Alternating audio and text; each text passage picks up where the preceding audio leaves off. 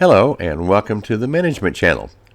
In this section, we're going to talk about business operations and marketing. The goals and strategies need to be defined. So what are goals?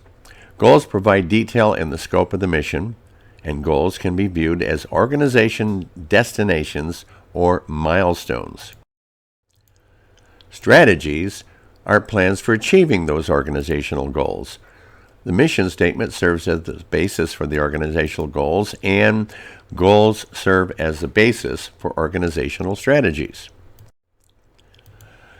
Centralization and decentralization defines the boundaries of authority and delegation levels within an organization. In determining whether to centralize or decentralize, there are basic questions to ask. What is the present size of the organization? Where are the organization's customers located? How homogeneous is the organization's product line? Are there different products, different product lines? Where are the organization's suppliers? Are quick decisions needed in the organization? Is creativity a desirable feature of the organization? So with business strategy, you need an action plan to achieve the mission. Functional areas have strategies, and the strategies exploit opportunities and strengths, neutralizing threats and avoiding weaknesses. The strategy tells the organization how to get there. So a competitive advantage strategy is differentiation, better or at least different with more features. Cost leadership may be cheaper yet reliable. And response, a rapid response to customer changes and quick to market. There are issues in operations management. What is resources view? It's a method managers use to evaluate the resources at their disposal and manage or alter them to achieve their competitive advantage. Value chain analysis is a way to identify elements in the production or service chain that uniquely add value. A five-force analysis, such as Porter's five-force model, is a method of evaluating the five forces in the competitive environment. Your immediate rivals, who the potential entrants are, who is your customers, who is your suppliers, and are there any chance of entrance of substitute products. The product life cycle begins with the introduction, goes through a growth stage, hits a maturity, and then after a while starts to decline.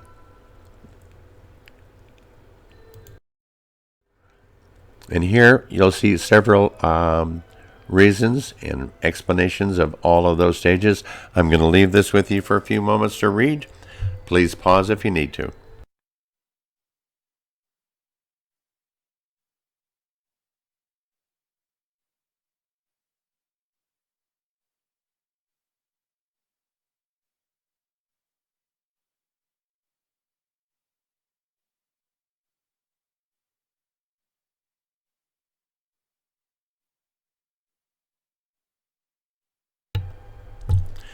You'll notice in the decline phase, where the product is not selling like it once was, you start to reduce your capacity or prune any lines to eliminate items not returning a good profit margin. Marketing's influence is identifying the customer's wants or needs. It also looks at competitive pricing, advertising and promotion, developing order qualifiers and or order winners, and this is done by first performing a good SWOT. So a SWOT analysis is looking at your internal strengths, trying to avoid your internal weaknesses, extend opportunities, and avoid external threats.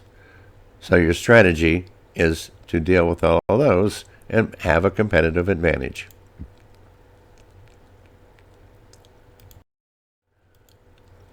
Strategy development process is analyze the environment, identify the strengths, weaknesses, opportunities, and threats, understand the environment, your customers, the industry, and your competitors.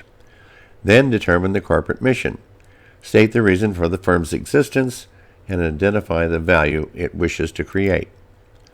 Then, build a competitive advantage such as low price, better design, volume flexibility, better quality, quick delivery, dependability, after-sales service, etc. How do you differentiate and become a stronger competitor? First, you want to look at your core competencies. It's the special attributes or abilities that give your organization a competitive edge over the competition. To be effective, core competencies and strategies need to be aligned. What do you have that the competition does not have? Outsourcing. That would be transferring activities that traditionally have been internal to external suppliers. Subcontracting or contract manufacturing. Outsourcing activities could be legal services, your travel services, your payroll, your production, your surgery, your logistics, and so forth. The theory of comparative advantage. If an external provider can perform activities more productively than the purchasing firm, then the external provider should do that work. And again, I'm going to give you the example of chrome.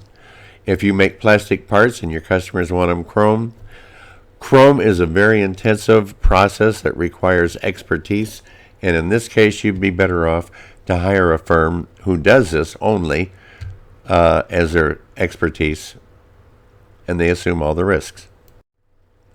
Why innovation matters. Innovation is vital if a company is going to grow and gain over their competition. That requires creativity. It's a way of thinking that generates new ideas or new resolutions.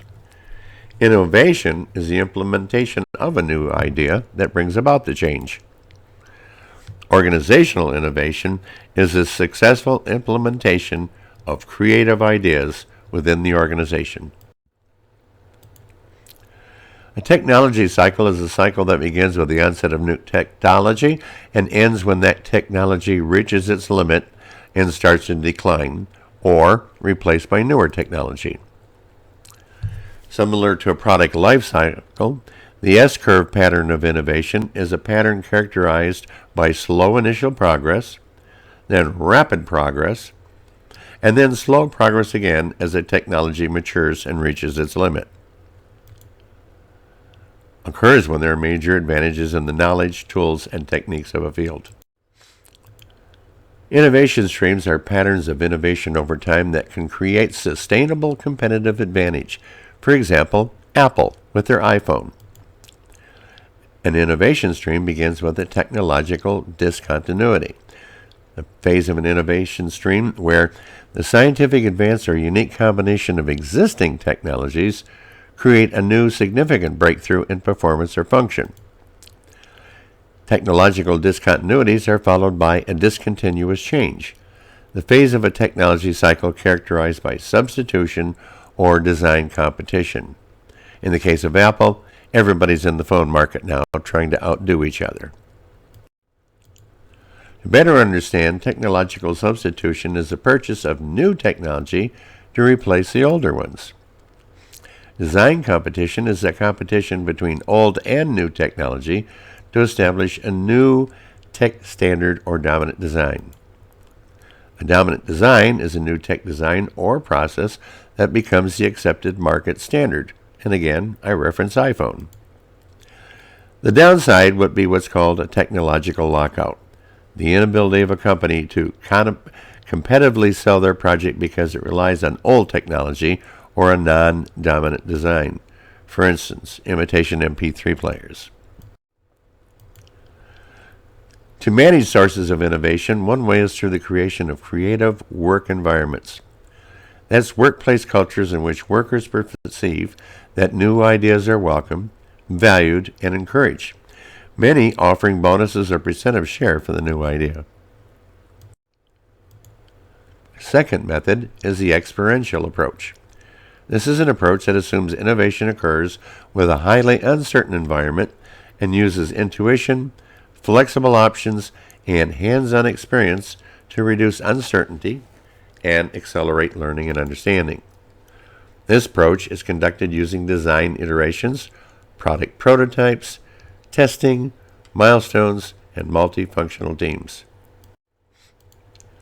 With design iteration, the company tests a prototype of their new product or service, improves on the design, and then builds and tests the improved prototype. A prototype is a full-scale working model used for testing of the design, of its function, and the reliability of that item. Testing is merely a systematic comparison of the product or design iteration to determine if it is the winner model. And a milestone is a formal project review point to assess our progress and performance for further consideration or redesign. A third method is the compression approach. Assumes that incremental innovation can be planned using a series of steps and that compressing those steps can speed up innovation. This approach is conducted using thorough planning, your supplier involvement, shortening the time of individual steps with overlapping steps, and using multifunctional teams. When organizations don't recognize the need for change, they are in a state of organizational decline.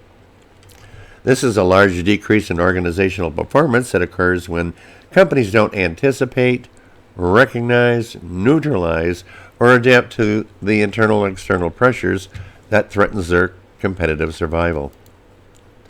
Stages of organizational decline are blinded, inaction, faulty action, crisis handling, and dissolution. So that's pretty much it here for Business Ops and Marketing, and I hope you've enjoyed this. Have a great day.